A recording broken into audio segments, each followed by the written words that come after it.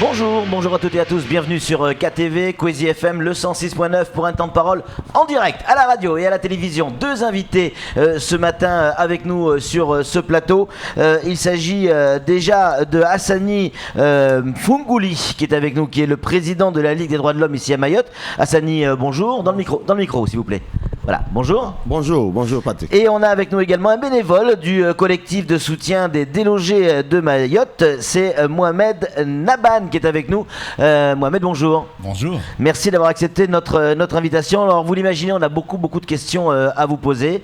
La première, dans quelle situation réelle vivent ces familles actuellement sur la place de la République? Président. Les familles, nous avons sur la place de la République des enfants et leurs parents. Ces enfants-là, ils vivent il y a presque 15 jours, misérablement, ils dorment à même le sol, sans aucun, disons, soutien que de la part des ONG. Et c'est vraiment gravissime. Donc, nous sentons que l'État est absent et l'État n'accomplit pas son devoir de secours. Donc, je dirais qu'ils ont un manquement aux droits des enfants. Alors on va revenir sur le droit des enfants avec Naban dans quelques secondes, mais encore une question pour vous, Hassani. Oui. Pourquoi ces gens ne rentrent pas aux Comores? Pourquoi? C'est la question que beaucoup se posent. Pourquoi ils ne partent pas? Pourquoi ils vont pas? Je vais reprendre l'expression qui est des questions qui sont posées. Pourquoi ils ne rentrent pas chez eux? Rapidement, je dirais que ces enfants-là sont des enfants français. Mais les leurs familles, parents. les familles. Oui. Ben, disons, c'est vraiment fou d'entendre dire qu'un enfant français, même son père n'est pas régularisé, par exemple, qu'on dit qu'on sépare les familles, qu'on chasse les parents et on laisse les enfants. À Mayotte, on a un problème de structure, d'insertion et d'éducation des enfants. Et on sépare, et c'est vraiment la mauvaise politique qu'on a fait depuis des années, et qu'on chassait les parents, on laissait les enfants sur le territoire, et que ces enfants-là, ils mendiaient, ils rentraient dans les poubelles, et à un moment donné, ils ont d'autres besoins, et maintenant on vit dans l'insécurité. Supposons que ce sont des enfants, disons des exilés, moi je dirais ça. Donc, au moment où on n'a pas les structures, on ne met pas les moyens de soutenir ces enfants, eh bien, ça sera ainsi. Donc, nous dire qu'on va séparer des enfants de leurs parents, c'est vraiment inadmissible, c'est indigne de la République et d'une autorité politique qui ose dire, par exemple, que, eh bien, voilà, ces gens-là, ils rentrent chez eux. Quand j'entends des gens qui ont fait un peu l'école, disant que voilà, Mfunguli, vous êtes Comorien, vous êtes Comorien. Mais aujourd'hui, nous avons Manuel Valls qui dirige la France.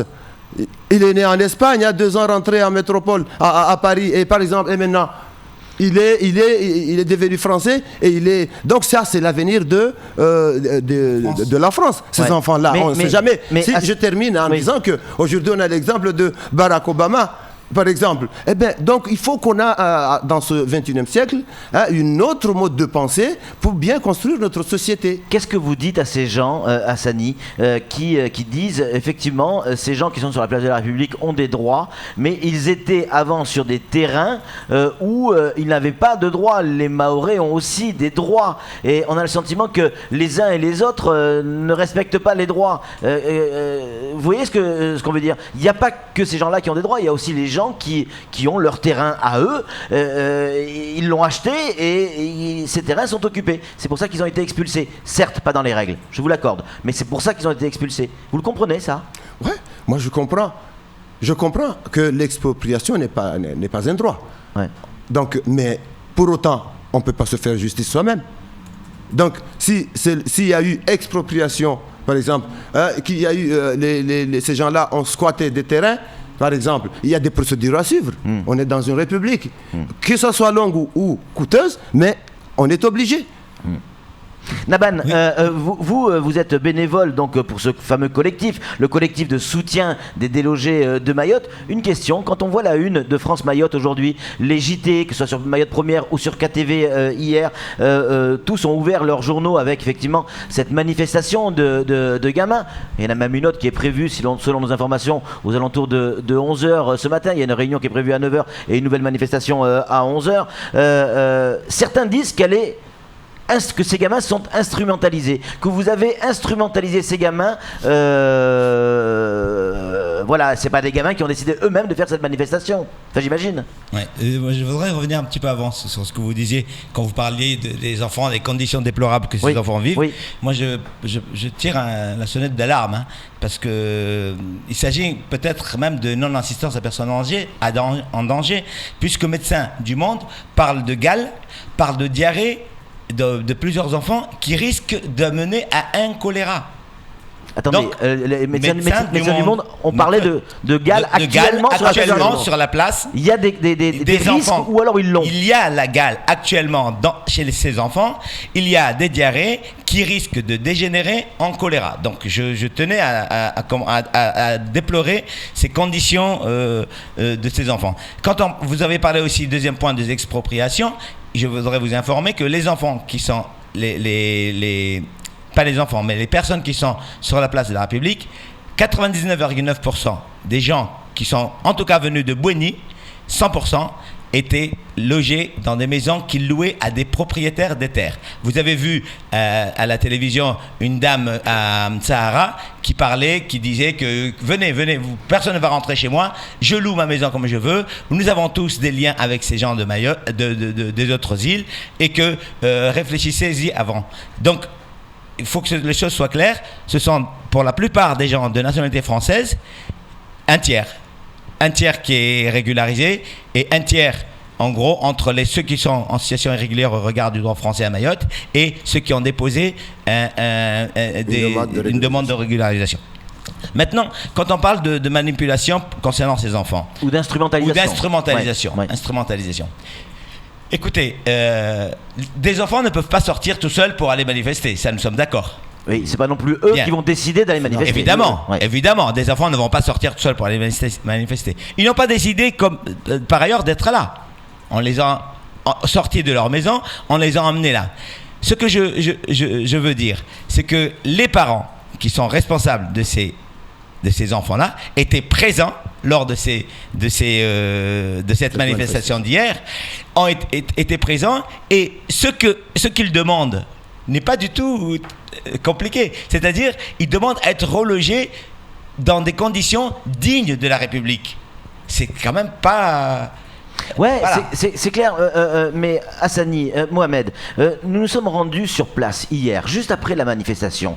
On a discuté avec certains qui étaient, entre guillemets, dans le parc. Et il y a une dame qui nous dit, j'en ai déjà parlé à la police, je veux partir, je veux rentrer aux Comores, mais on m'empêche de partir.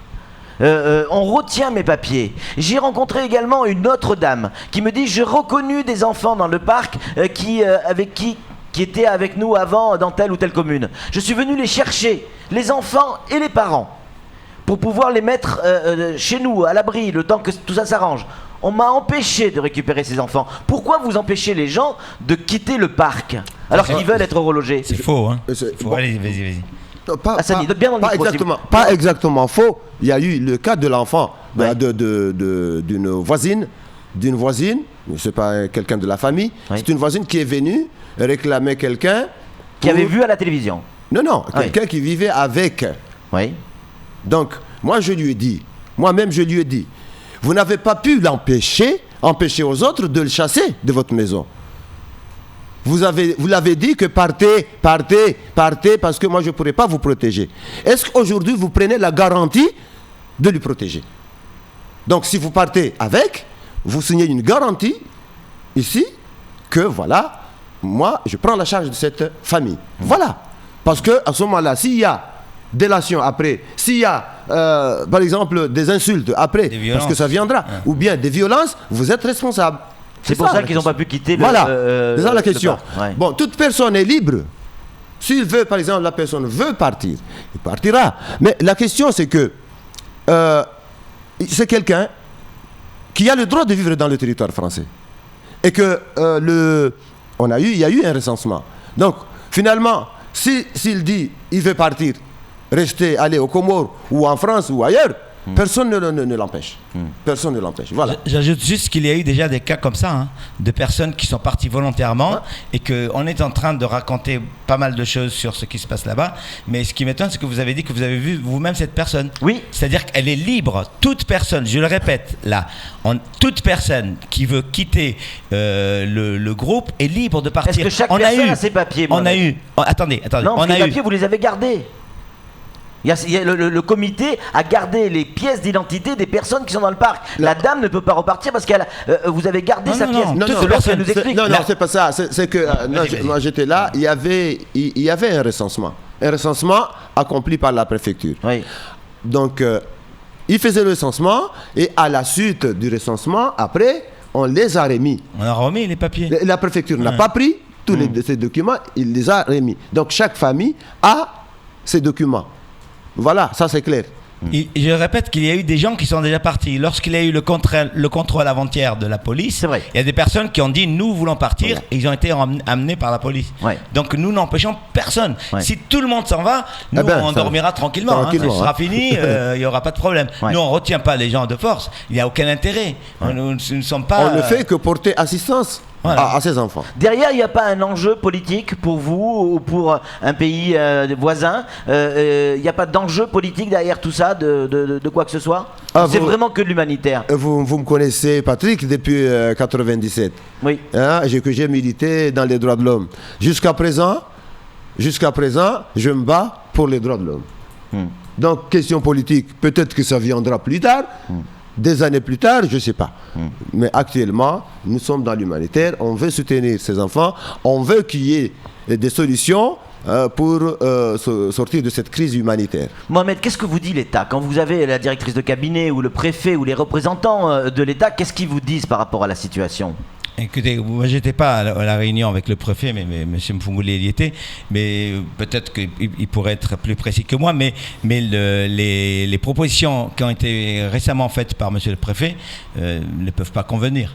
Si j'ai bien compris, les gens doivent retourner là où ils étaient logés, des gens qui étaient expulsés manu militari. Voilà. Et ceux qui étaient expulsés manu militari des maisons doivent retourner. Et moi j'ai discuté avec des gens qui m'ont dit ma sécurité n'est pas garantie, je n'y vais pas.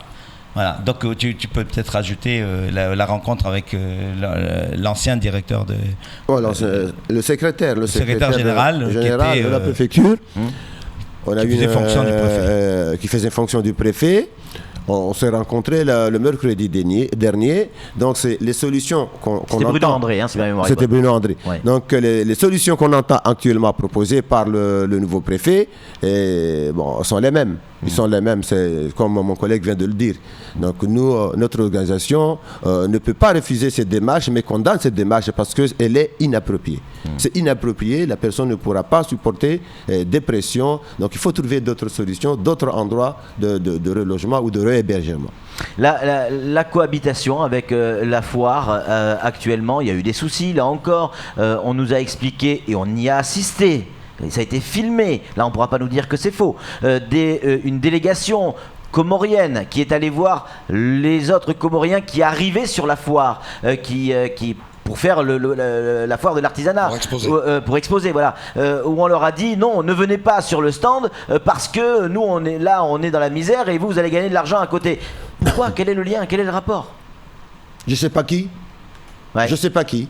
Donc moi, vous n'êtes pas au courant de ça? Moi, ça ne me concerne pas des questions des Comoriens, des politiques et tout ça. Ouais. Moi, je suis dans l'humanitaire. S'il y a des Comoriens qui ont vu que c'est pas normal, qui sont allés le voir, c'est leur droit. Ouais. Donc, dans ce cas, je ne peux rien répondre. Moi, je parlais tout à l'heure de non-assistance à personnes en danger. Excusez-moi. On peut parler aussi de solidarité. Sans entrer dans des questions politiques, parce que tout à l'heure vous avez posé la question politique. Moi, j'ai des positions politiques que je ne vais pas développer ici. C'est pas le lieu. Il y a des gens, quand vous interrogez des gens qui sont à Place de la République, qui vous disent que il y a des raisons politiques. Au contraire, ils voient eux des raisons politiques en disant que l'État français au plus haut niveau soutenait un tel candidat aux Comores, qui n'a pas été élu, donc on fait payer les gens à Mayotte. Ce sont des choses qui se disent. Moi, je ne vais pas rentrer dans ces considérations-là. Concernant la foire, donc il y a une solidarité. On aurait pu s'attendre à ce que même cette foire, on aurait pu s'attendre à ce qu'elle n'ait pas lieu, parce que quand même, quand vous regardez des gens qui dorment par terre, sans tente, et que là, en face, il y a toute cette richesse, entre guillemets, qui est étalée, il y a quand même quelque chose là qui est de l'ordre de l'oxymore, si je puis me permettre. Pour vous, c'est de la provocation ? C'est pas de la provocation, on se retrouve dans une situation, le premier soir, dimanche, la nuit de dimanche à lundi, les tentes étaient posées. Là, il n'y avait personne, les tentes étaient vides. Et vous aviez des gens qui dormaient à même le sol, sur des nattes. Et vous avez ces tentes vides qui auraient pu protéger ces gens-là du vent, de la pluie. Peut-être pas la pluie parce que c'est couvert, soyons honnêtes, mais du vent et dormir dans des conditions un peu plus décentes. Donc vous voyez, il y avait des contrastes comme ça sur le plan des images. Vous qui aimez les images, il y avait une image là qui était qui reste là d'ailleurs avec la musique. Quand vous entendez la musique, les gens qui chantent et qui dansent alors qu'il y a une souffrance là à côté. C'est difficile. Dernière question, messieurs, parce que le temps nous est compté. Ce week-end, on nous parle effectivement de nouvelles vagues d'expulsion. Ces gens qui risquent d'être expulsés, si ils le sont, ils vont aller où ? Est-ce qu'ils vont rejoindre la place de la République ? Il faut leur poser la question et poser la question au préfet. Oui. Parce qu'il est le représentant de l'État, il doit rétablir un État de droit. C'est pas à nous de répondre à cette question. Mohamed, vous nous confirmez bien que, et c'est très important ce que vous venez de nous dire, vous nous confirmez bien qu'il y a des cas de gale actuellement sur la place de la République, et c'est un médecin qui vous l'a dit ? Oui, pas qu'il me l'a dit, qu'il l'a dit dans le comité, au sein du collectif. Il y a la gale, il y a des diarrhées, et on a un risque de dégénérescence, si je puis dire, de ça. Mais voilà, c'est une situation. Est-ce que je peux faire un démenti de ce qui a été dit hier à la télévision ? Mais allez-y, je vous en prie, mais très très rapidement. Ouais, très rapidement. Il semblerait, je ne suis pas sûr, je ne l'ai pas entendu, il semblerait que M. Mansour Kamardine a déclaré hier qu'il y a de l'argent qui est détourné par le collectif.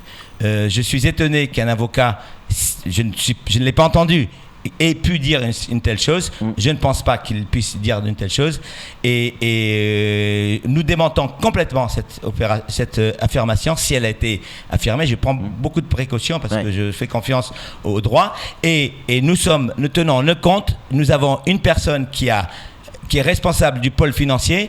Vous journalistes, vous pouvez aller voir.